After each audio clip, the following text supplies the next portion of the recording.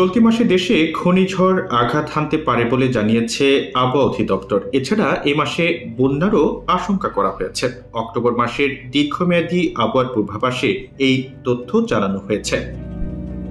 এতে বলা হয়েছে, চলতি মাসে সামগ্রিকভাবে দেশে স্বাভাবিক বৃষ্টিপাতের সম্ভাবনা আছে। এছাড়া বঙ্গোপসাগরে 1 থেকে 3টি লঘুচাপ সৃষ্টি হতে পারে, যার মধ্যে একটি নিম্নচাপ ঘূর্ণিঝড়ে রূপ নিতে পারে। এছাড়া এ মাসের প্রথমার্ধে দক্ষিণ পশ্চিম মৌসুমী বায়ু বাংলাদেশ থেকে পর্যায়ক্রমে বিদায় নিতে পারে। বিজ্ঞপ্তিতে বলা হয়েছে যে সারা দেশে 2 থেকে 4 দিন মাঝারি থেকে তীব্র বৃষ্টি সহ বজ্রবৃষ্টি এবং 3 থেকে 5 দিন হালকা থেকে মাঝারি ধরনের বৃষ্টি সহ বজ্র বৃষ্টি হতে পারে। দিন ও রাতের তাপমাত্রা ক্রমান্বয়ে হ্রাস পেতে পারে, তবে দিন ও রাতের তাপমাত্রা স্বাভাবিক অপেক্ষা কিছুটা বেশি থাকতে পারে।